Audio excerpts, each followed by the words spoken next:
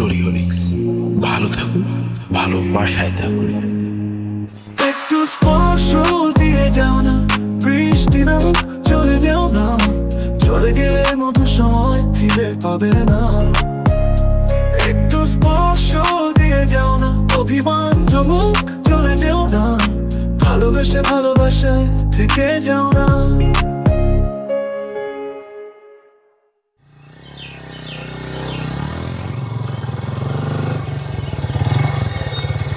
পার্কের সামনে বাইকটা দাঁড় করালো অনিরুদ্ধ।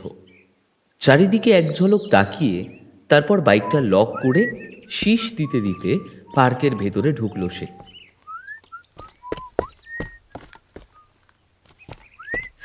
এ জায়গাটা এমনিতে ভীষণ নিরিবিলি। এদিক দিয়ে প্রায় যাতায়াত করলেও কোনোদিন এই পার্কে সে আসেনি। আজ হঠাৎ উষার ফোন পেয়ে তড়ি ঘড়ি চলে এলো। একদিক দিয়ে মন্দের ভালো যে এই জায়গায় দেখা করলে ওদের বাড়ির কেউ জানতে পারবে না, না হলে দুজনের বাড়িতেই দুজনকে ইতিমধ্যে সন্দেহ করা শুরু হয়ে গেছে। বিশেষ করে উষার বাড়িতে তো রীতিমতো কড়াকড়ি পড়ে গেছে।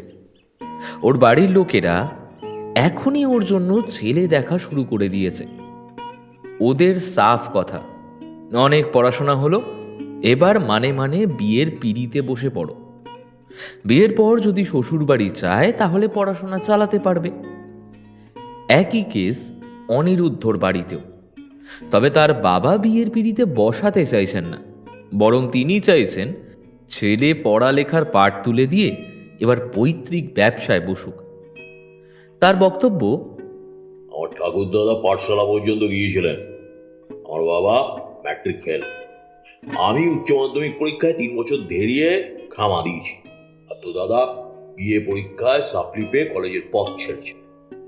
সে তুলনায় তুই তো অনেক দূর পর্যন্ত পড়েছিস, একেবারে বিকম ফার্স্ট ক্লাস করে চার্টার্ড অ্যাকাউন্টেন্ট পড়ছিস। হ্যাঁ, কিন্তু আর না বাবা, আমার একটু থামো। তুমি যদি সব পড়া একাই করে নাও তাহলে আমার বংশধরটা কি পড়বে? হ্যাঁ, কাজেই কলেজের গলি ছেড়ে বাপের গদি আলো করে একটু বসো চাঁদ। পড়াশোনায় তোমার পিছনে যত খরচ করেছি তার দ্বিগুণ উসুল করে দাও দেখি। হ্যাঁ, পড়াশোনার বাকি পথটা না হয় বংশধরদের জন্যই তোলা থাক নাকি? হ্যাঁ, সংসারে বাবার কথাই শেষ কথা, কেউ তার ওপর উচ্চবাচ্য করতে পারে না, শুধু ঠাকুমা ছাড়া। অনিরুদ্ধকেও ঠাকুমা ভীষণ ভালোবাসেন। বলা যায় অনিরুদ্ধ যে কলেজে পড়াশোনা করছে তার মূল কারণ ওর ঠাকুমা। ঠাকুমার আশকারাতেই সে প্রতি বছর বাবার কাছ থেকে রক্ষা পায়।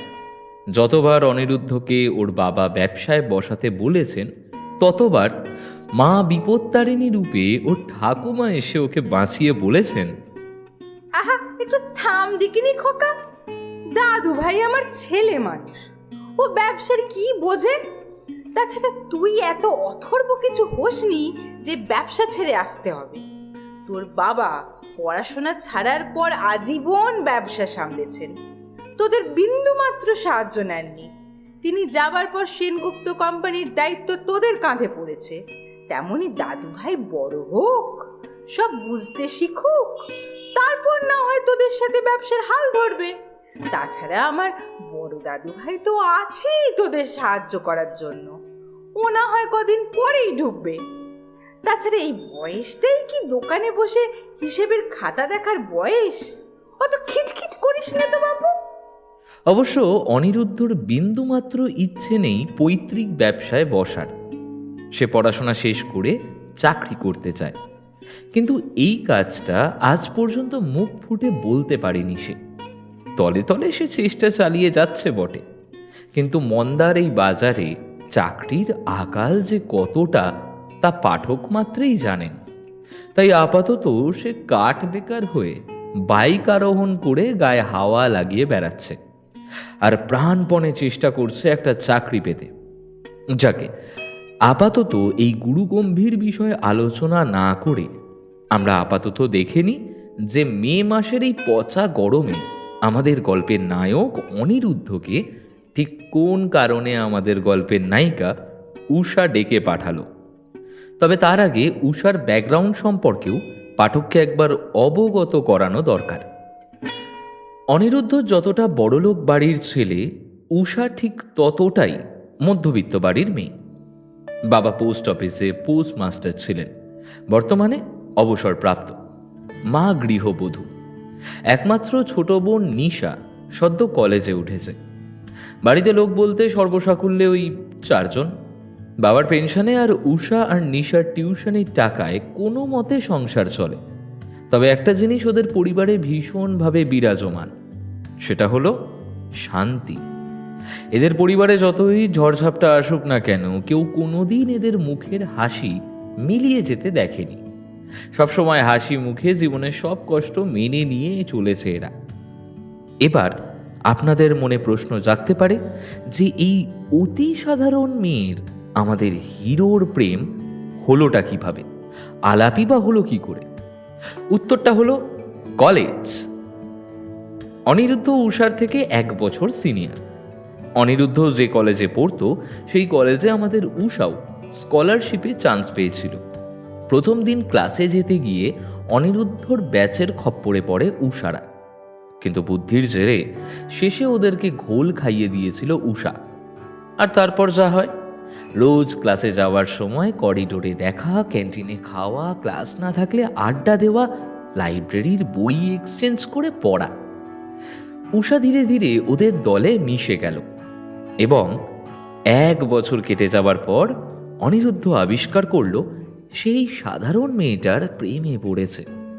শুধু তাই নয়, উষাও অনিরুদ্ধর প্রতি হালকা হলেও অনুরক্ত, কিন্তু বলতে পারছে না। সেও বা বলবে কি করে? সময় বা সুযোগই তো পাচ্ছে না সে, কারণ সামনেই সেমিস্টার পরীক্ষা, সকলেই ব্যস্ত। উষাও কদিন কলেজে ডুব মেরে পড়েছে বাড়িতে। অনিরুদ্ধ ঠিক করলো শেষ পরীক্ষার দিন সে উষাকে প্রপোজ করবে। যেমন ভাবা ঠিক তেমন কাজ। শেষ পরীক্ষার দিন পরীক্ষা শেষ হবার পর সকলে ক্যান্টিনে বসে আছে। কদিন পর পুজো, তাই সকলের মনে একটা আনন্দের রেশ লেগে রয়েছে। সকলে প্ল্যান করছে পুজোর কটা দিন কে কিভাবে কাটাবে। ব্যতিক্রম উষা। সে ক্যান্টিনের এক কোণে চুপচাপ বসে আছে। আসলে অনিরুদ্ধদের ব্যাচের সাথে সে মিলেমিশে গেলেও কোথাও যেন একটা ওই তাল মেলাতে পারে না। এদের পোশাক, জীবনযাপনের সাথে ওর জীবনের আকাশ পাতাল ফারাক। এরা ক্যান্টিনে একদিনে যা খরচ করে সেই টাকাটা উষা 4 বাড়ি টিউশনি করেও উপার্জন করতে পারে না। এরা যে খাবার খায় সেই খাবার খাওয়া তো দূর, কেনার কথাও সে ভাবতে পারে না। উষার কপালে এখন এক গাদা চিন্তা ঘোরাফেরা করছে। পরীক্ষার জন্য টিউশনি ছেড়েছে সে। সেই 2টো টিউশনি থেকে যে উপার্জন হতো সেই টাকায় কলেজের রাহা খরচাটা উঠে যেত তার, কিন্তু এখন তার সেই সম্বলটাও গেছে। এখন কি করবে সে? বছরের এই সময় টিউশনি পাবে কোথা থেকে? কে দেবে তাকে? এইসব কথাই সে ভাবছিল। এমন সময় পাশ থেকে একটা মৃদু পুরুষ কণ্ঠে ঘোর কাটল তার। কিরে, কি ভাবছিস? পেপার ভালো যায়নি বুঝি? চমক কেটে গিয়ে উষা দেখল পাশে অনিরুদ্ধ বসে আছে। সে হেসে বলল, ও না গো, পরীক্ষা ভালোই হয়েছে। ডিজি স্যারের নোট ভীষণভাবে হেল্প করেছে। আমি ভাবছিলাম অন্য কথা। আমার কথা বাদ দাও, তোমার পেপার কেমন গেল? আর কেমন যাবে, প্রতি সেমিস্টারে যেমন যায় তেমনই গেল। এবারও সাপ্লি পাবো নির্ঘাত।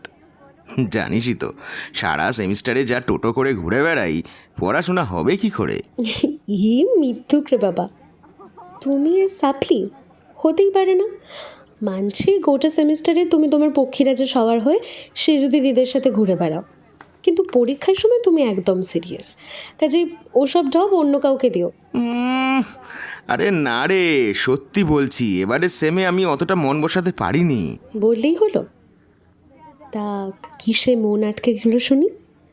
কাজল দিই, সেজুতি দিই, না নয়না দিই? এই মেয়ে, তুই কিন্তু ভুলে যাচ্ছিস আমি তোর সিনিয়র। হ্যাঁ, সেই হিসেবে তোর আমাকে সম্মান দেওয়া উচিত। কাঁচকলা। তোমার মতো সিনিয়রকে সম্মান দিতে আমার বই গেছে। বটে। আচ্ছা, দাঁড়া, দেখাচ্ছি মজা। এই স্নেহা, কাজল, সেজুতি, দেবাশিস, শুনে যা তো তোরা, তোদের আদরের এই জুনিয়র জিনিয়াস কি বলছে। এই কি হচ্ছেটা কি? এরকম হল্লা করছো কেন বলো তো? যা বাবা, ক্যান্টিনে চেঁচাবো না তো কোথায় চেঁচাবো? হ্যাঁ, উফ, এত বকো কেন তুমি বলো তো? তুই বা এত কি ভাবিস বলতো? সে তুমি বুঝবে না। নিম্ন মধ্যবিত্ত বাড়ির ছেলেমেয়েদের হাজারটা চিন্তা থাকে। তোমাদের মতো আরামের জীবন নাকি যে উঠলো বাই তো মন্দারমণি যাই। আচ্ছা আচ্ছা, ঠিক আছে, সরি টু ডিস্টার্ব ইউ। তা সকাল থেকে পেটে কি কিছু পড়েছে, নাকি উপোস করেই পরীক্ষা দিতে আসা হয়েছে? হ্যাঁ, আমার খিদে পাইনি অনিরুদ্ধতা। তোমার খিদে পেলে খেয়ে নাও। সে খেতেই পারি, কিন্তু আমার সাথে বসা মানুষটা হাঁ করে তাকিয়ে থাকবে আর আমি গোদ গোদ করে গিলবো, তা তো হবে না। শেষে আমার পেট খারাপ হলে দায় কে নেবে? হ্যাঁ, উফ, কি বলতে এসেছো বলো না। বলছি, আগে মুখে কিছু তুলে নি। সেই সকালবেলা বেরিয়েছি, বুঝলি তো। দাঁড়া, হরিদা, 2টো ডিম টোস্ট আর 2টো চা। হ্যাঁ, আমার খাতায় লিখে নিও। বললাম তো খিদে নেই আমার। আমার আছে, চুপ করে বসে থাকতো। টোস্ট আর চা আসার পরে কিছুক্ষণ চুপ করে বসেছিল উষা। তারপর খেতে শুরু করেছে। ওর খাওয়া দেখে বোঝাই যাচ্ছে মেয়েটা সকাল থেকে কিচ্ছু খায়নি। অনিরুদ্ধ খাওয়া থামিয়ে দেখতে লাগলো উষাকে। তারপর খেতে খেতে বলল, তারপর পরীক্ষা তো শেষ আর পুজো তো এসেই গেল। পুজোতে কি প্ল্যান? হ্যাঁ, উষার ডিম টোস্ট খাওয়া শেষ করে চায়ের গ্লাসে চুমুক দিয়ে বলল, আমার আবার প্ল্যান। ওই পুজোর 4 দিন পাড়ার পুজো মণ্ডপে মায়ের সাথে থাকবো। ব্যাস, আর কোনো প্ল্যান নেই? কলকাতার পুজো দেখবি না? না গো, এবার আর হবে না। আসলে বাবার প্রেশারটা বেড়েছে, তার উপর মহালয়ার দিন ঠান্ডা জলে স্নান করে সর্দিও বাঁধিয়েছে, তাই এবার আর বেরোবো না। এদিকে অনিরুদ্ধর মনে একটা দোলাচলের সৃষ্টি হয়েছে। সে বলবে কি বলবে না? বললে যদি মেয়েটা রাজি না হয় তাহলে কি হবে? মেয়েটা যদি তাকে লম্পট ভেবে বসে? একটু আগেই কাজলদের নিয়ে যেভাবে খোঁটা দিল, এতদিনের একটা মিষ্টি সম্পর্ক শেষ হয়ে যাবে। কাজেই বলবে কি বলবে না ভাবতে ভাবতে শেষমেশ বলেই ফেলবে ভেবে কিছুক্ষণ চুপ থাকার পর অনিরুদ্ধ বলে উঠল, উষা, বলো অনিরুদ্ধদা। তোর সাথে একটা কথা ছিল। জানি কি বলবে আমাকে, কিন্তু তা সম্ভব নয়। মুহূর্তের মধ্যে না সবটা গুলিয়ে গেল অনিরুদ্ধর। উষার মুখে এই কথা শুনে বিষম খেয়ে গেল অনিরুদ্ধ। উষা জলের গ্লাসটা এগিয়ে দিতেই সেটা থেকে অল্প জল খেয়ে কোনো মতে নিজেকে সামলে বলল, জানিস মানে? কি জানিস তুই? যেটা বলতে এসেছো, কিন্তু তা সম্ভব নয় অনিরুদ্ধদা। বলে নিজের ব্যাগ নিয়ে বেরিয়ে পড়ে উষা। পেছন পেছন বেরিয়ে আসে অনিরুদ্ধ। উষা দাঁড়া, যাবি না বলছি, দাঁড়া উষা। বলে এগিয়ে গিয়ে করিডোরে উষার হাতটা ধরে অনিরুদ্ধ। উষা পেছনে না ফিরেই বলে, হাতটা ছাড়ো অনিরুদ্ধদা, সবাই দেখছে, একটা বিচ্ছিরি কাণ্ড ঘটে যাবে, প্লিজ হাতটা ছাড়ো। না, ছাড়বো না। আগে বল কি সম্ভব নয়? হ্যাঁ, আর আর আমি যা বলতে এসেছি তা তুই জানলি কি করে? একবার আমার দিকে তাকা উষা, তাকা দেখি। ও মাই গড উষা, তার মানে তুইও? কথায় কাজ হয়। উষা ফিরে তাকায় অনিরুদ্ধর দিকে। অনিরুদ্ধ দেখে উষার চোখের কোলবে জল প্রায় বেরোবে করছে। কোনো ক্রমে কান্নাটা চেপে রয়েছে মেয়েটা। অনিরুদ্ধ হাতটা ছেড়ে দেয়। বাধাটা কোথায় বলতে পারিস? আমার জীবনযাত্রায়, চরিত্রে, চাকচিক্যে, বংশগরিমায়, নাকি আর্থিক দিক থেকে? উষা নীরবভাবে মাথা নিচু করে দাঁড়িয়ে থাকে। বল না উষা, আমাদের সম্পর্ক সম্ভব নয় কেন? আমার পরিবার ভীষণ সাধারণ পরিবার অনিরুদ্ধদা। তোমাদের মতো অত জাঁকজমক চাকচিক্যে ভরা জীবন নয় আমার। তোমাদের সমাজে আমি বড়ই ভিমানান। তোমার বাবা একজন সফল ব্যবসায়ী, আর আমার বাবা একজন রিটায়ার্ড পোস্টমাস্টার।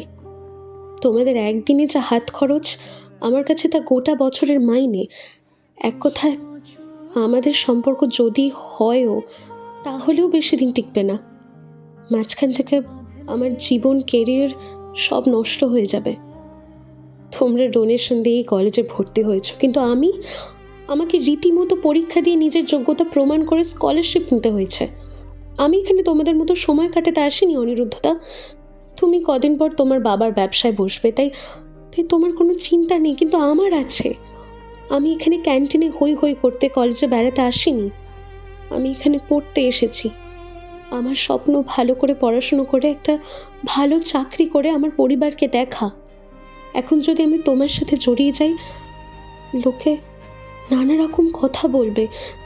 বামুন হয়ে চাঁদে হাত বাড়িয়েছি, বড়লোক ছেলের মাথা চিবিয়েছি নিজের স্বার্থ সিদ্ধির জন্য। আরও অনেক কথা যা একটা মেয়ে হয়ে আমাকে শুনতে হবে, যা মুখে বলতো আমার রুচিতে বাঁধছে। কিন্তু তুমি ছেলে বলে পার পেয়ে যাবে। তুমি বড়লোকের স্মার্ট, হ্যান্ডসাম, ড্যাশিং ছেলে। আজ আমায় ভালো লেগেছে, কাল অন্য কাউকে ভালোবাসবে, কারণ এটা তোমার কাছে নর্মাল, কিন্তু আমার কাছে নয়। আমি রয়ে যাব কলঙ্কের বোঝা মাথায় নিয়ে। আর রইল আমাদের সম্পর্ক, সেটা কারো পক্ষেই ভালো হবে না। আমাদের মানসিকতার বিস্তর তফাৎ। আজ নয় কাল আমাদের মধ্যে মানসিকতা নিয়ে মতান্তর লাগতে বাধ্য।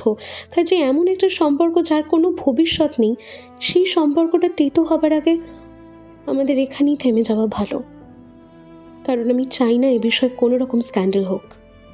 তার চেয়ে আমরা বন্ধু আছি, এটাই বেশ ভালো। অনিরুদ্ধতা। অনিরুদ্ধ এক দৃষ্টে উষার দিকে তাকিয়ে থাকে। উষা চোখ মুছে বলে, আজকের পর কোনোদিনও এভাবে আমাকে আটকানোর চেষ্টা করো না, না হলে আমি বাধ্য হব ভিসিকে জানাতে। বলে এগিয়ে যায় সামনের গেটের দিকে। অনিরুদ্ধ পেছন থেকে দেখতে থাকে উষার চলে যাওয়াটা।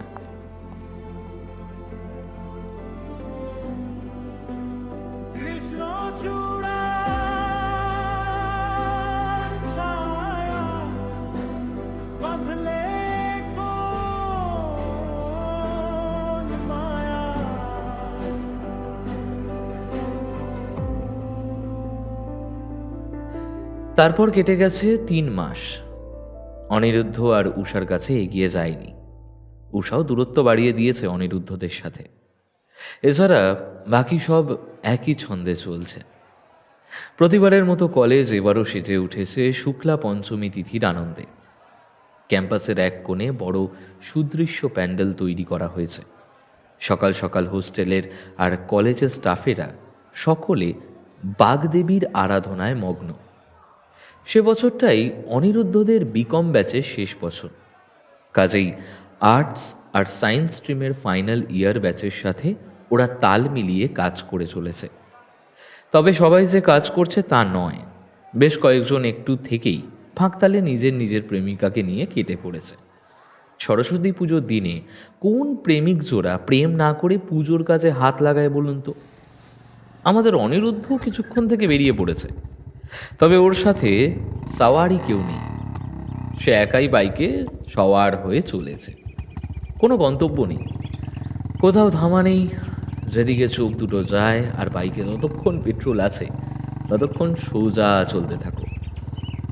বাইক হাতে পাওয়ার পর থেকে এই একটা বরাবরের নেশা অনিরুদ্ধর। ছুটি থাকলে বা মুড খারাপ হলে সে বেরিয়ে পড়ে বাইকের চাবি আর হেলমেট নিয়ে। কখনো কখনো কলকাতা ছাড়িয়ে শহরতলিতে কিছুক্ষণের জন্য নিরুদ্দেশ হয়ে যায় সে। প্রকৃতির মাঝে নিরালয়ে বসে কাটিয়ে দেয় ঘন্টার পর ঘন্টা। কখনো শহরতলির ভিড়ের আড়ালে চায়ের দোকানে, পার্কে বসে দেখে মানুষের নানান রকম জীবনযাপনের অভিনয়। বেশ কয়েক ঘন্টা কেটে যাওয়ার পর সে যখন বাড়ি ফেরে ততক্ষণে তার মুড সম্পূর্ণ পাল্টে গেছে। এরকমই সেদিন সে বেরিয়েছে বাইক নিয়ে। গন্তব্য যথারীতি ঠিক করা নেই। যত দূর গাড়ি চলতে থাকো। চলতে চলতে শহরতলিতে ঢোকার মুখে হঠাৎ করে তার খেয়াল হলো এই দিকের কাছেই উষার বাড়ি। বাইকের গতি স্লো করতে গিয়েও করল না অনিরুদ্ধ। কোনো দরকার নেই, সে যখন নিজেই চাইছে না সম্পর্কটা হোক, তাহলে নির্লজ্জের মতো এগিয়ে লাভ নেই। এই ভেবে বাইকের গতি সে বাড়ালো। বাঁকটা পেরোতেই গলি থেকে একটা মেয়ে আচমকা বেরিয়ে এসে থমকে দাঁড়াতেই চমকে গিয়ে বাইকের ব্রেক কষল অনিরুদ্ধ। কিন্তু ততক্ষণে অনেক দেরি হয়ে গেছে। মেয়েটা বাইকের অনেকটা কাছে চলে এসেছে। অনিরুদ্ধ আর উপায় না দেখে সাইড কাটাতে বাইকের হ্যান্ডেল ঘুরিয়ে দিল। বাইকটা মেয়েটাকে প্রায় ছুঁয়ে বেরিয়ে গিয়ে অনিরুদ্ধ সমেত কাত হয়ে পড়ে গিয়ে কিছু দূর ঘষতে চলে গেল। দৃশ্যটা দেখার পর রাস্তায় যারা ছিল সকলেই ছুটে এলো অনিরুদ্ধর দিকে। মাথায় হেলমেট ছিল বলে অনিরুদ্ধর মাথাটা বেঁচে গেলেও ডান হাতটা বেশ ছড়ে গেছে। ডান পাটাও বেশ যন্ত্রণা করছে। কোনো মতে বাইক সরিয়ে উঠে দাঁড়ালো অনিরুদ্ধ। তারপর বাইকটা স্থানীয়দের সাহায্যে তুলে এক সাইডে দাঁড় করাতে গিয়ে বুঝলো ডান দিকের ইন্ডিকেটরটা গেছে, রংটা ঘষে গেছে অনেকটা। মুহূর্তে মাথাটা গরম হয়ে গেল অনিরুদ্ধ। বাইকটা তার বড় সাধের বাইক। বাইকটার ভীষণ যত্ন নেয় সে। অ্যাক্সিডেন্টের জন্য দায়ী মেয়েটা ওরকম হুট করে রাস্তার মাঝখানে এসে দাঁড়িয়ে গেল, না হলে তো সে সোজা বেরিয়ে যেত। মেয়েটাকে কষে ধমক লাগাবার জন্য পেছনে ফিরে তাকালো সে। চাঁদতারা দেখেছেন, আসল লোকের কথাই আমি বলিনি। সেই তখন থেকে গৌরচন্দ্রিকা করে চলেছি। ওই যে মেয়েটা যাকে বাঁচাতে গিয়ে আমাদের অনিরুদ্ধ এত কাণ্ড করে বসলো, সে আর কেউ নয়, আমাদের উষার বোন নিশা। দিদির সাথে পাড়ায় পুজোয় অঞ্জলি দিতে বেরিয়েছিল, পেছনেই ছিল উষা। উষা দেখলো হাঁটতে হাঁটতে নিশা আচমকা গলির সামনের রাস্তায় থমকে দাঁড়িয়েছে, আর ওর খুব কাছ থেকে বাইকের হর্নের সাথে ব্রেক কষার শব্দ। মুহূর্তের মধ্যে একটা হলুদ বিদ্যুৎ শিখা নিশাকে ছুঁয়ে চলে গেল, আর পরক্ষণে ভারী কিছু একটা রাস্তার ওপর পড়ে ঘষতে যাবার শব্দ শুনতে পেল উষা। সঙ্গে সঙ্গে দৌড়ে এলো সে বোনের কাছে। সদ্য মৃত্যুর হাত থেকে বেঁচে আতঙ্কে তখন নিশার হাত পা ঠান্ডা হয়ে গেছে। উষা এগিয়ে এসে বোনকে জড়িয়ে ধরল, তারপর তাকালো অ্যাক্সিডেন্টের জায়গাটার দিকে। আরোহী বাইক ছেড়ে উঠে দাঁড়িয়েছে। আশেপাশের লোক জড়ো হয়েছে একটু। সকলে মিলে বাইকটাকে তুলে দাঁড় করালো। কেউ বাইক আরোহীর দোষ দেখছে, কেউ নিশার। বাইক আরোহী ওদের দিকে ধীরে ধীরে লেংচে লেংচে এগিয়ে এলো। দেখেই বোঝা যাচ্ছে লোকটা বেশ জখম হয়েছে। লোকটা কাছে এসে হেলমেট খুলতেই পায়ের তলা থেকে মাটি টলে উঠল উষার।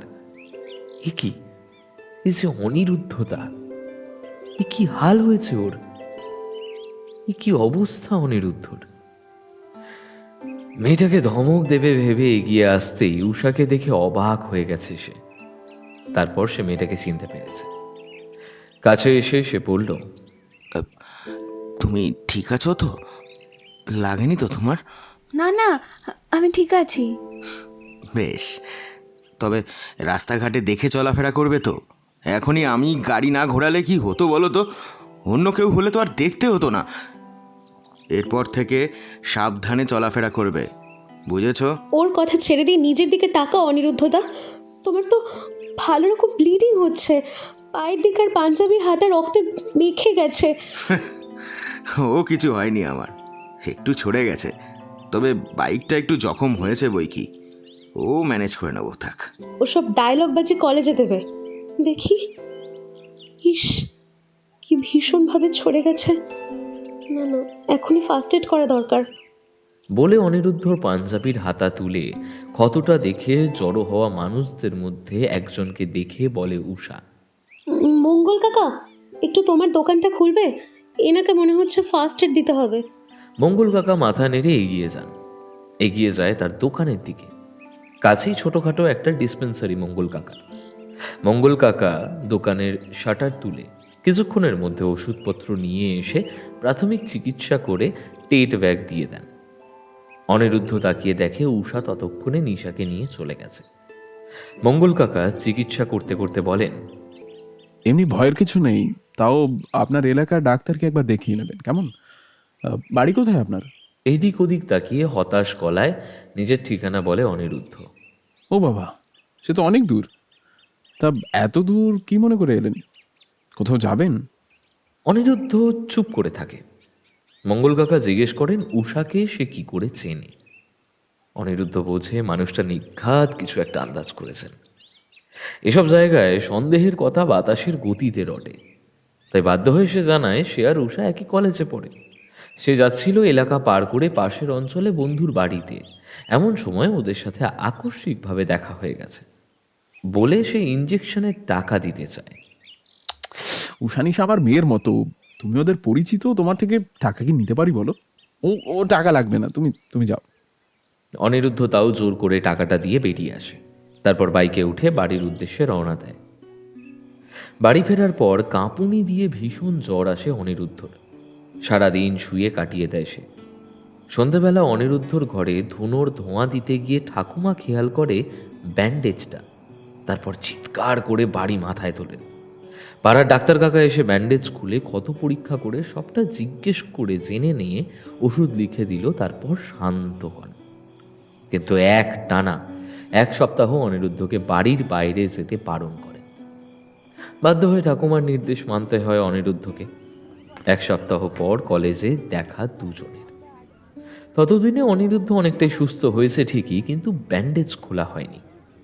বন্ধুদের সাথে দেখা করে গোটা দিন হই হই করে কাটানোর পর বাড়ি ফেরার জন্য গেটের বাইরে এসে কিছু দূর এগোতেই সে দেখতে পেল উষাকে।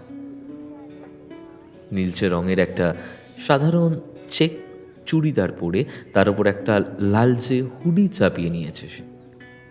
অনিরুদ্ধ একবার তাকালো উষার দিকে, তারপর উল্টো দিকে হাঁটা দিল। উষা যখন চায় না তখন সে নিজে থেকে আর এগোবে না ওর দিকে। কিছুদূর গিয়ে একটা ট্যাক্সি ধরে বেরিয়ে যায় অনিরুদ্ধ। কিছুদূর গিয়ে ট্যাক্সি থেকে নেমে পড়ে। টাকা মিটিয়ে কোনো দিকে না তাকিয়ে নীরবে হাঁটতে থাকে সোজা সামনের দিকে। কিছু দূর এগোতেই একটা বাস পেয়ে সেটায় উঠে পড়ে সে। পরের স্টপেজে নেমে আবার হাঁটতে থাকে। উষাকে ইগনোর করে চলে এলেও মন থেকে ঝেড়ে ফেলতে পারছে না সে। বারবার বিক্ষিপ্ত হয়ে যাচ্ছে। কিছু দূর এগিয়ে রাস্তার ধারে একটা চায়ের দোকানে বসে চায়ের অর্ডার করে সে। চায়ের দোকানে তখন তেমন ভিড় নেই।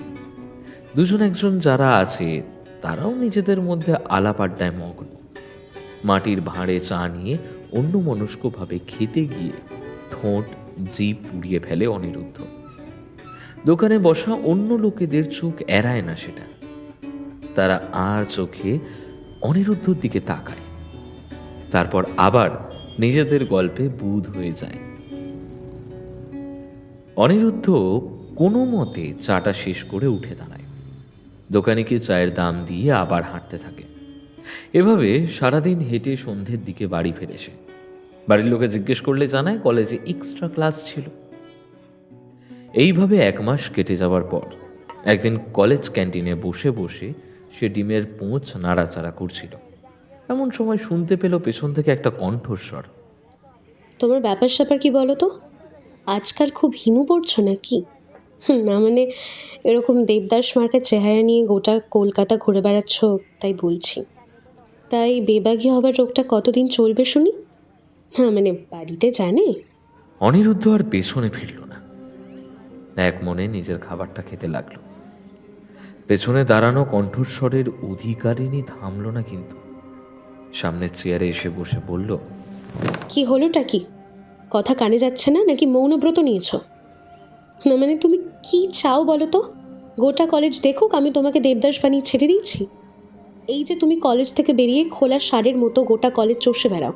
না শুনে তুমি বেড়াতেই পারো, তোমার যা ইচ্ছে। এতে আমার কি দোষ বলো তো? বেকার বেকার আমাকে দায়ী প্রমাণ করছো কেন? তুই দায়ী নোস?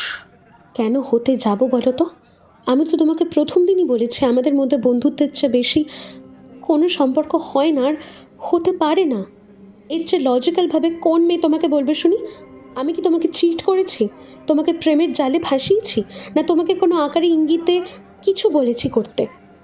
জবাব দাও, বলেছি কি? অনিরুদ্ধ মাথা নাড়ে। কী বা করবে? এই একটা ব্যাপারে সে উষাকে ক্লিন চিট দিতে পারে।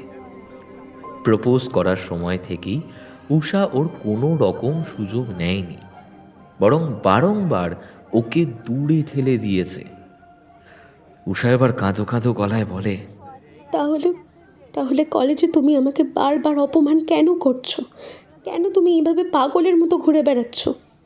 জানো কলেজে আমাদের নিয়ে রীতিমতো হাসাহাসি হয়, সকলে আমাকে কেমন যেন একটা নজরে দেখে। আর জিমিদা, উষা মাথা নামিয়ে নেয়। খাওয়া থামিয়ে এক পলক উষার দিকে তাকায় অনিরুদ্ধ, তারপর বলে, জিমি কি? উষা মাথা উঁচু করে তাকায় অনিরুদ্ধর দিকে। অনিরুদ্ধ দেখে উষার চোখে একরাশ ঘৃণা উপচে পড়ছে ওর প্রতি। অনিরুদ্ধ ভ্রু কুঁচকে বলে, উষা, বল জিমি কি করেছে সেটা বল আমাকে। যেন তুমি জানো না, তোমার মতোতেই তো সব হচ্ছে। এক মিনিট, কি হচ্ছে? থাক, আর সাধু সাজতে হবে না। আমার অনেক বড় ক্ষতি করে দিয়েছো তুমি। যে ভয়টা পেয়েছিলাম সেটাই সত্যি করে দিয়েছ। অনেক শিক্ষা হলো আমার। তোমাকে বিশ্বাস করে ঠকে গেলাম আমি। আজকের পর থেকে আর কাউকে বিশ্বাস করব না। সামান্য নোটস নিতাম বলে, তোমাদের সাথে হেসে হেসে কথা বলতাম বলে তোমরা আমাকে টেকেন ফর গ্রান্টেড ভেবে নিয়েছো। আমাকে তোমরা রাস্তায় এনে নামিয়েছো। তোমার থেকে এটা আশা করিনি আমি। তোমাকে আমি কোনো দিনও ক্ষমা করব না। জেনে রাখো অনিরুদ্ধতা, তোমার প্রতি আমার মনে যতটুকু সম্মান ছিল সব শেষ হয়ে গেছে। শুধু একটা অনুরোধ, যতদিনই কলেজে আছি ততদিনের জন্য প্লিজ এইসব বন্ধ রাখো, আর আমার সাথে ভবিষ্যতে কোনো রকম যোগাযোগের চেষ্টা করো না। বলে উঠে চলে যায় উষা। অনিরুদ্ধ হতবাক হয়ে বসে থাকে। গোটা ব্যাপারটা সাজাতে গিয়ে গোলমেলে লাগে অনিরুদ্ধর কাছে। হঠাৎ কি হলো? উষা এত বড় অভিযোগ করে গেল কেন? কি হয়েছে? জিমি কি বলেছে ওকে? ভাবতে ভাবতে হঠাৎ তার খেয়াল হয় ক্যান্টিনে সবাই যেন তাকেই আর চোখে দেখছে, যেন ওর আর উষার কথা সকলে মনোযোগ দিয়ে শুনছিল। কিন্তু কেন? ভাবতে ভাবতে খাওয়া শেষ করে সে উঠতে যাবে এমন সময় দেখে কাজল হন্তদন্ত হয়ে ছুটে আসছে ওর দিকে। উষাকে কাঁদতে কাঁদতে বেরোতে দেখেই আন্দাজ করেছিলাম তুই এখানেই আছিস। সত্যি করে বলতো, কি শুরু করেছিস তোরা? হ্যাঁ রে, মেয়েটাকে কি শান্তিতে তোরা থাকতেও দিবি না? আরে আগে হয়েছেটা কি সেটা বলবি তো। কথা নেই বার্তা নেই, আচমকা অতগুলো কথা বলে চলে গেল মেয়েটা, কিছু বলতে পর্যন্ত দিল না। এদিকে কলেজে সবাই আমাদের দিকে এমনভাবে তাকিয়ে আছে যেন আমি কোনো শোপিস। আরে হয়েছেটা কি সেটা বলবি তো। কি হয়েছে? সর্বনাশ হয়ে গেছে। মেয়েটার কি দোষ বলতো? ও তোকে রিজেক্ট করেছে, ব্যাস এটুকুই। আরে কেন করেছে সেটার বাস্তবসম্মত কারণটা ও বলেছে। তাই বলে তোরা সবাই মিলে মেয়েটাকে এমন মেন্টাল টর্চার করবি? তোর থেকে এটা এক্সপেক্টেড ছিল না অনি। এই এক সেকেন্ড, মেন্টালি টর্চার মানে কি হয়েছে আমাকে খুলে বল। কেন, তুই জানিস না? কি জানবো? মানে তুই সত্যি জানিস না জিমি যে বলেছে? আরে ধুর বাবা, সেটাই তো জানতে চাইছি তখন থেকে। জিমি কি বলেছে? জিমি যে বলেছে তুই ওকে বলেছিস তুই উষাকে ভালোবাসলেও ও নাকি তোকে ল্যাজে গোবরে খেলিয়ে ধোপার কুকুরের দশা করে দিয়েছে। বাকি কথাগুলো আর অনিরুদ্ধর কানে ঢুকছিল না। কান মাথা সব ঝালাপালা হয়ে আসছিল। তার মানে উষা এই সব বিশ্বাস করে ওকে? ছি ছি ছি ছি। অসহায়ের মতো দুহাতে মাথা চেপে বসে থাকে অনিরুদ্ধ। তারপর আচমকা উঠে দাঁড়িয়ে কাজলের দিকে তাকিয়ে ঠান্ডা গলায় জিজ্ঞেস করে, জিমি কোথায়? ধুস, আবার সেই একই ভুল হয়ে গেল। আরেক পাবলিকের সাথেও আপনাদের আলাপ করাতে ভুলে গেছি। এতক্ষণ ধরে আমাদের নায়ক নায়িকার প্রেমালাপের গল্প বলে যাচ্ছি তো বলেই যাচ্ছি। গল্পে নায়ক নায়িকার প্রেম হলেই জমে নাকি? একটু ভিলেনের দুষ্টুমি, একটু ঢিসুম ঢুসুম না হলে যে কোনো সিনেমায় জমবে না কাকা। আমাদের গল্পে ভিলেন কিন্তু একজন নয়, একাধিক আছে। তাদের মধ্যে কয়েকজনের সঙ্গে আপনাদের হয়তো আলাপ হয়েছে, মেন দুই ভিলেনের সঙ্গে হয়নি। যাকে প্রাইমারি ভিলেনের সঙ্গে আলাপ সেরে নিন আগে, পরে সেকেন্ডারি ভিলেনের সঙ্গে আলাপ করিয়ে দেব। আমাদের গল্পের প্রাইমারি ভিলেন হলো আগে, হ্যাঁ, ঠিকই ধরেছেন, জিমি। পুরো নাম জগমোহন মহন্ত। অনিরুদ্ধর মতোই ব্যবসায়ী বাপের সন্তান। নাম শুনে এমন কোনো নেশা নেই যে করে না। বদমাস ছেলেদের পান্ডা, স্পয়েল চাইল্ড, এইরকম ঠাউরে থাকলে ভুল করবেন কিন্তু। হ্যাঁ, জিমি অনিরুদ্ধর মতো বড়লোক বাড়ির ছেলে, কিন্তু কোনো রকম নেশা ওর নেই। সরি, ভুল বললাম, একটা নেশা আছে, বইয়ের নেশা। সামান্য শার্ট ট্রাউজার পরিহিত, চশমা পরা, বই পোকা ছাত্র। গত 2 বছর ধরে ক্লাসের টপার। ওকে যতবার দেখা যায় ততবারই কোনো না কোনো বই হাতে ওর থাকবেই। বইমেলায় প্রচুর বই কিনে জমায় সে। যে কোনো বইয়ের অগাধ জ্ঞান, চলমান লাইব্রেরি বলতে পারেন। এমন কোনো বই নেই যেটা ওর কালেকশানে নেই। ওর কাছে সব রকম বই পাবেন। স্বভাবখানাও বেশ ভারী মিশুকে, হাসি খুশি। নতুন কাউকে দেখলে ভাব করে চট করে বন্ধু বানিয়ে আপন করে নেয়। কি সব গুলিয়ে যাচ্ছে তো? ভাবছেন এমন একটা গোপাল মার্কা ছেলেকে ভিলেন বলছি কেন? কারণ আপাদমস্তক এই নন্তা মার্কা সুবোধ বালকটির একটা মারাত্মক অন্ধকার দিক আছে। বন্ধুরা ওকে জিমি ডাকে, সেটা আদেও ওর নামের আদ্যাক্ষর হিসেবে নয়। ওদের জিমির মানে হলো জিনিয়াস মেইনস, মানে বুদ্ধিমান দোষী। কেন? তাই তো, তাই বলছি একটু সবুর করুন না। উফ, আরে হ্যাঁ তো হ্যাঁ, কি বলছিলাম জানো? হ্যাঁ, বুদ্ধিমান দোষী। আমাদের জিমির সব ভালো, কয়েকটা জিনিস বাদে। প্রথমত বইয়ের যত্ন নিতে সে বড্ড ভালোবাসে। বইয়ের সামান্যতম অবহেলা সে সহ্য করতে পারে না। দ্বিতীয়ত, জীবনে কোনো দিন সে প্রথম ছাড়া দ্বিতীয় হয়নি, কাজেই সহজে হার স্বীকার করে না। তৃতীয়ত, একবার যেটা ঠিক মনে হয় সেটাই করে ছাড়ে, কেউ ওকে টলাতে পারে না। চতুর্থ, না শুনতে পারে না। পঞ্চমত, এটা গোপনীয়ই থাক, যথাসময়ে জানা যাবে। তবে এই পঞ্চম দোষের কথা কলেজে কেউ জানে না। এইবার অনেকে বলবেন শেষেরগুলো বাদ দিয়ে বাকিগুলো গুণই তো। কি তাই তো? কচু পোড়া। দোষগুলো আরেকবার ভালো করে শুনুন। বইয়ের সামান্য অযত্ন হলে যার দ্বারা হয়েছে তাকে দিয়ে নতুন বই কিনিয়ে ছাড়ে, সে যেই হোক না কেন। এবারে বলবেন এতে কি আছে, সামান্য কটা টাকাই তো। আগে কোনোদিন কলেজ স্ট্রিটে গিয়ে কোনো ব্র্যান্ড নিউ বইয়ের দাম খোঁজ করে দেখবেন কত করে পড়ে। এবার কল্পনা করুন একজন মধ্যবিত্ত স্টুডেন্টের কাছ থেকে প্রায় সর্বাধিক 100 টাকার মতো। এবার বইটার দাম ধরুন 200 কি 300-র মতো। সেই স্টুডেন্টের জায়গায় আপনি হলে কি বলবেন? ভাই, আপাতত এই কটা টাকা আছে, এটা রাখ, পরে দিয়ে দেব। অন্য কেউ হলে মেনেও নিত, কিন্তু জিমি মানবে না। ও যেন তেন প্রকারণে সেই দিনই নতুন বই আপনাকে দিয়ে কেনাবে। এবার আপনি উচ্চবিত্ত কিংবা মধ্যবিত্ত হলে টাকাটা তেমন ম্যাটার করবে না, বরং পকেট মানির ভার কিছুটা লাঘব হবে। কিন্তু একজন গরিব ছাত্র যার পরিবারের গোটা মাসের মাইনে ওই বইয়ের দামের সমান, তার কি হবে একবার ভেবে দেখেছেন? আগে হ্যাঁ, জিমি গরিবদেরও ছাড়ে না, পারলে ওদের জিনিস বেচে বই কেনার দাম উসুল করে নেয়। জিমি কোনোদিনও হারতে শেখেনি, আর ওর সেটা সহ্যও হয় না। এবার ধরুন প্রতিপক্ষ যদি ওর চেয়ে বেশি প্রতিভাবান হয়, তাহলে তো জয় অসম্ভব। সেক্ষেত্রে কি করবে? আগে হ্যাঁ, ঠিকই ধরেছেন, হয় প্রতিপক্ষকে বিপদে ফেলে দেবে যাতে প্রতিযোগিতায় না আসতে পারে, আর না হলে এমন কিছু করবে যাতে জয়টা ওরই হয়, সে পথ যেরকমই হোক না কেন। এবারে বুঝেছেন আপাদমস্তক নিরীহ এই ছেলেটাকে চটালে কতটা বিপজ্জনক হতে পারে? এবার আপনার মনে প্রশ্ন জাগতে পারে, এই ছেলের কোন পাকা ধানে উষা মই দিয়েছে যে এইভাবে ছেলেটা মেয়েটার সম্মানে দফা রফা করে দিয়েছে?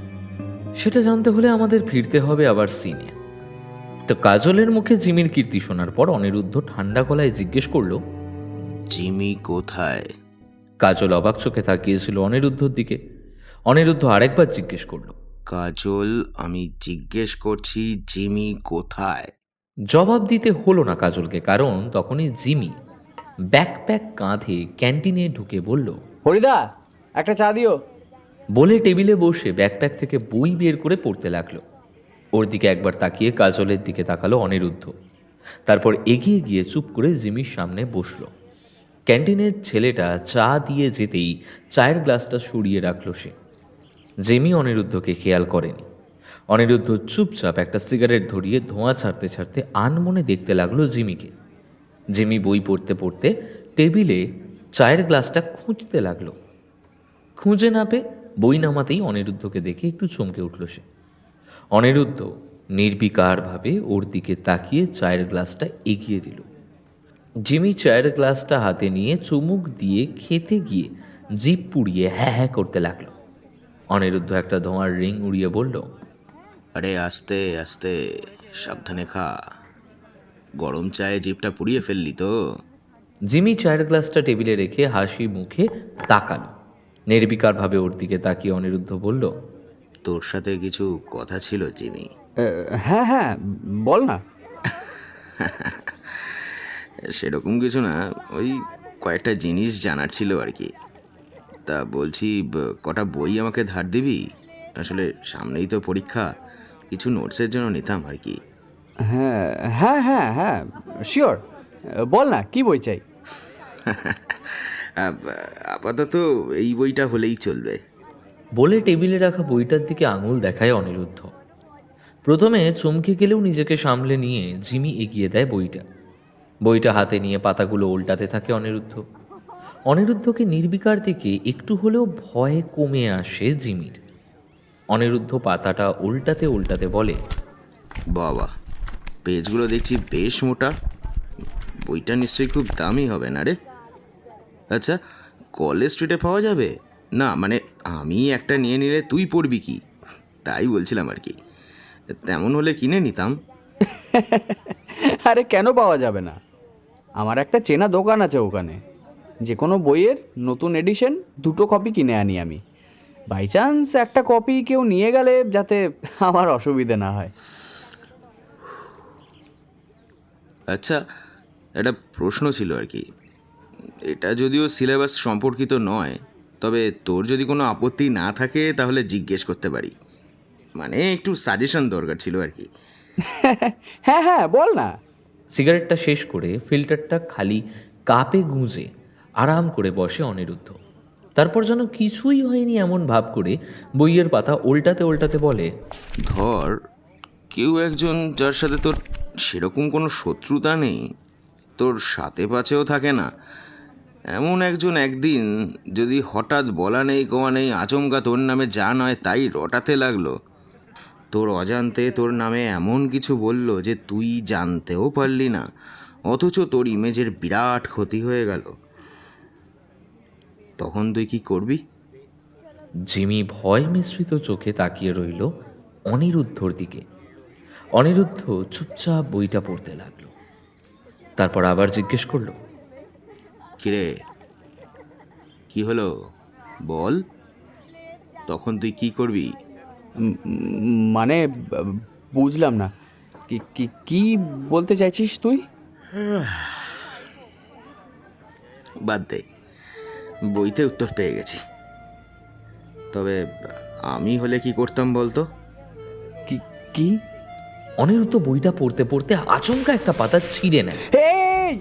জিমি হাঁ হাঁ করে বইটা কেড়ে নিতে যাবে, ঠিক তখনই টেবিলে রাখা জলের জগটা তুলে জিমির মুখে জগে রাখা সমস্ত জল ছুঁড়ে মারে অনিরুদ্ধ।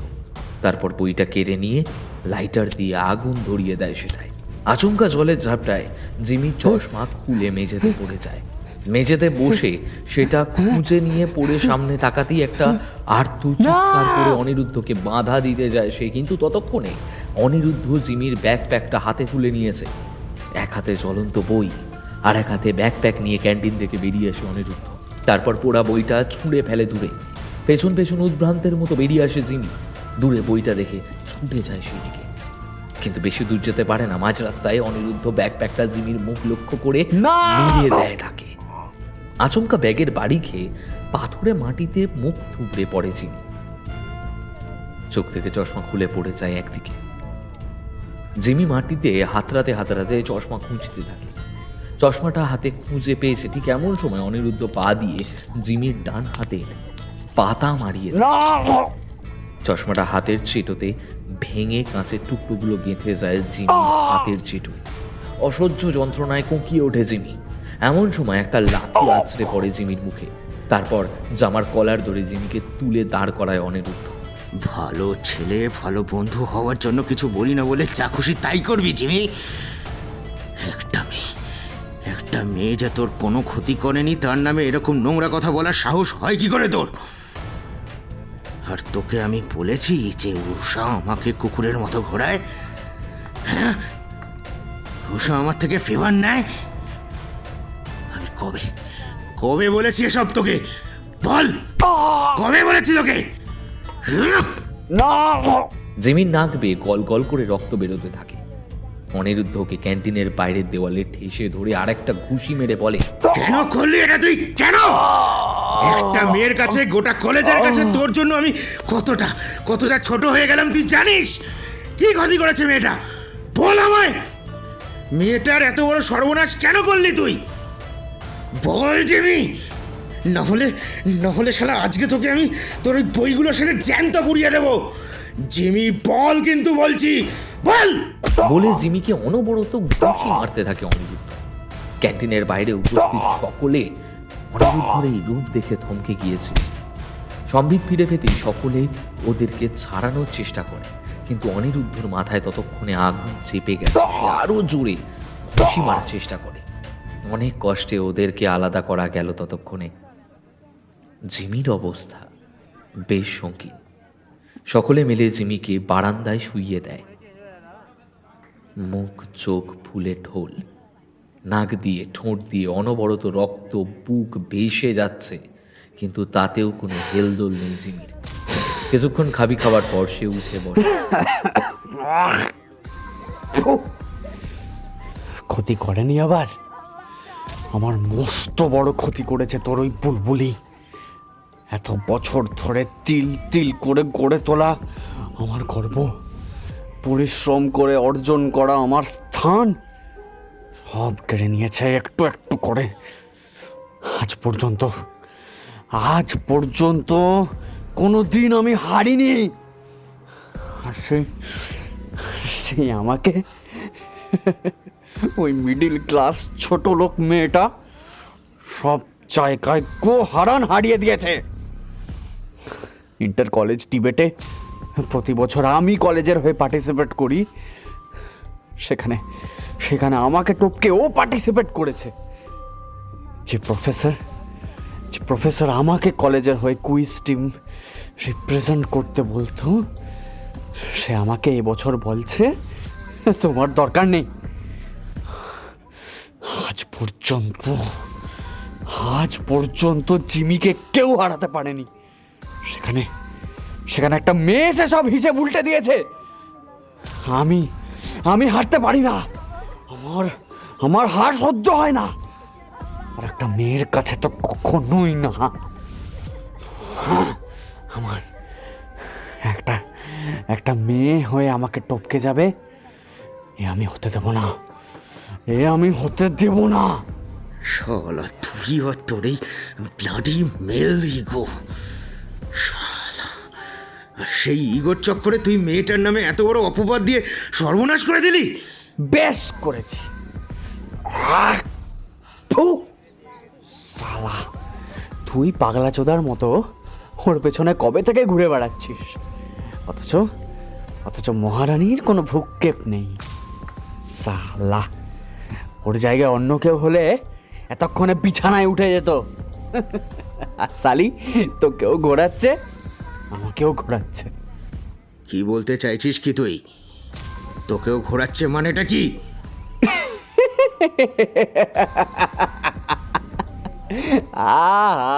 চাঁদ, বোঝো না যেন, নোটস নিচ্ছে, হেসে হেসে গায়ের উপর গড়াচ্ছে, অথচ প্রেমের কথা বলছে ওসব করতে আসেনি। ঢং, একটা মেয়ে মানুষ হয়ে ছেলেদের সাথে ঢোলে সতীপনা চোদাচ্ছে। ওরকম সতী আমার বহুত দেখা আছে। শুধু বলেছিলাম অনি পাত্তা দেয়নি তো কি হয়েছে, আমি দেবো। অনি যে নোটস দিত সব আমি দেবো, সব আমি দেবো। যে সাজেশন দিত তার চেয়ে বেটার সাজেশন দেবো। শুধু শুধু ও যেটা অনির সাথে করে সেটা আমার সাথে করুক। শুনে শালির কি দেমাগ, গোটা লাইব্রেরির সামনে আমাকে আমাকে থাপ্পড় মেরে দিল। আমি আমি সালা জগমোহন মহান্ত, আমার গায়ে হাত। কেন কেন আমি বা তোর চেয়ে কম কিসে? তোর চেয়ে অনেক বেশি পারফরমেন্স পাওয়ার আমার। তুই যে সুখ দিয়েছিস তার চেয়ে 1.5 গুণ বেশি সুখ দিতাম, চাইলে টাকাও দিতাম। কিন্তু মাগির গুমর খুব, ওর গুমর যদি নেয়া ভেঙেছি তাহলে আমি পুরুষই নই। হয় ওকে বাধ্য করবো আমার রুমে আসতে, নাহলে ওই মেয়েকে কলেজ ছাড়া করব। আর যদি না করতে পেরেছি তাহলে আমার নামে কুত্তা পুষবি তোরা। বলে উঠে দাঁড়িয়ে জামার হাতা দিয়ে নাকের রক্ত মুছতে মুছতে উঠে দাঁড়ায় জিমি। কাজল ওর দিকে তাকিয়ে বলে, ছি জিমি, এত নিচু মানসিকতা তোর! একটা মেয়ে কারোর সাথে হেসে খেলে বেড়ালেই সহজলভ্য হয়ে যায় না কি রে? একটা মেয়ের প্রতি তোর এই মনোভাব, তার মানে আমরাও তোর কাছে সহজলভ্য? এতদিন তোকে আমরা ভুল জেনেছি, এতদিন ধরে তুই আমাদের সামনে ভালো সাজার অভিনয় করে এসেছিস শুধু।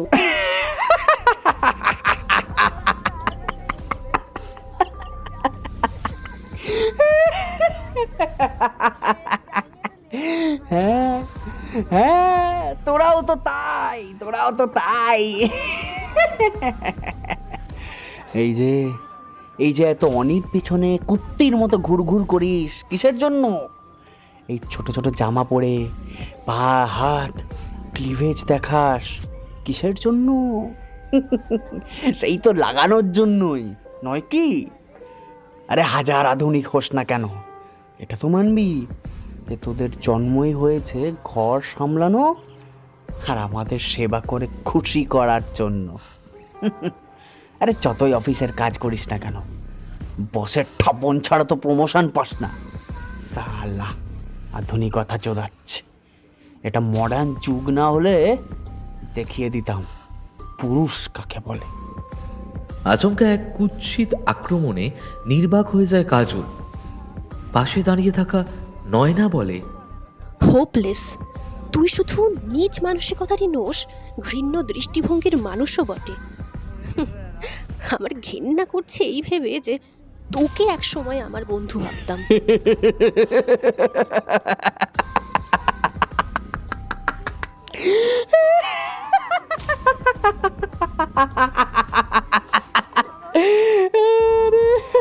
আরে সেটাই তো দুর্ভাগ্য আমার, সেটাই তো দুর্ভাগ্য। তুই শুধু আমাকে বন্ধু ভাবলি বলে কিছু করতে পারেনি, প্রেমিক ভাবলে এতদিনে তোকেও পরখ করা হয়ে যেত আমার।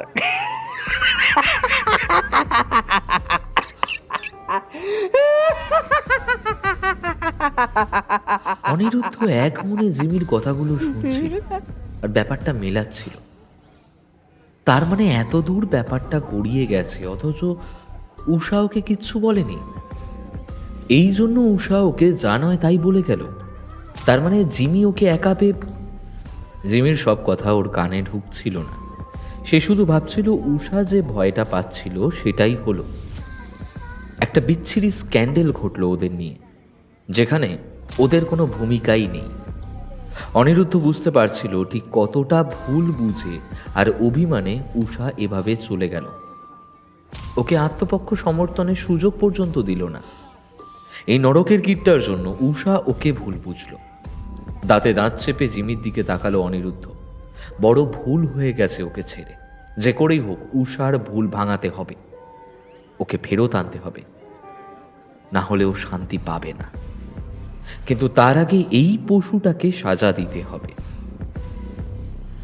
মনে মনে স্থির করে নিল আর যাই হয়ে যাক একে ছাড়া যাবে না।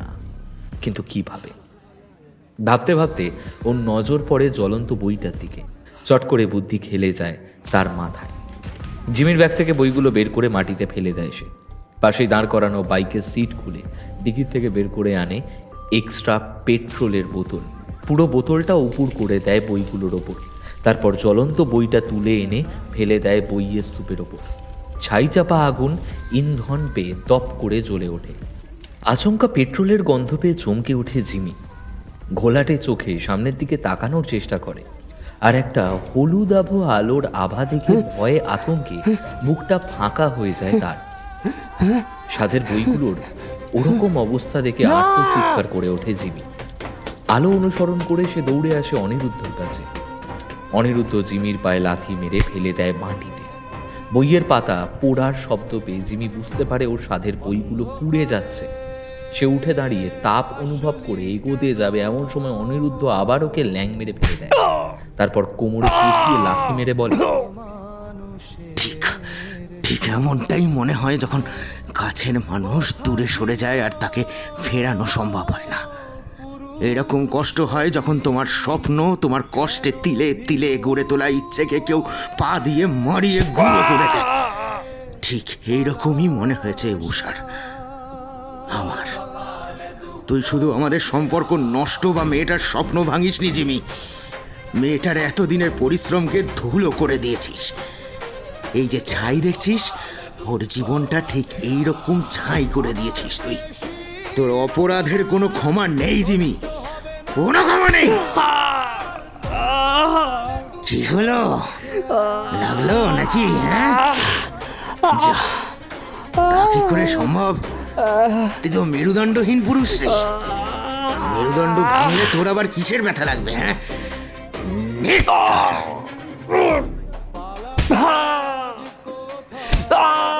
এবার আর কেউ অনিরুদ্ধকে থামাতে আসে না। মাটিতে পড়ে গোঙাতে থাকে জিমি। খাবি খেতে থাকে বইয়ের ধোঁয়া।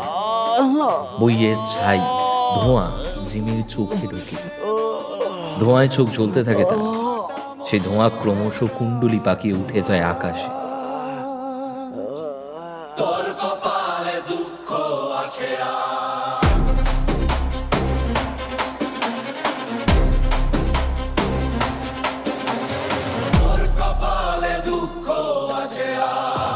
আমার প্রেয়সীর অপমান সহ্য হবে না এইবার, তোর কপালে দুঃখ আছে আর।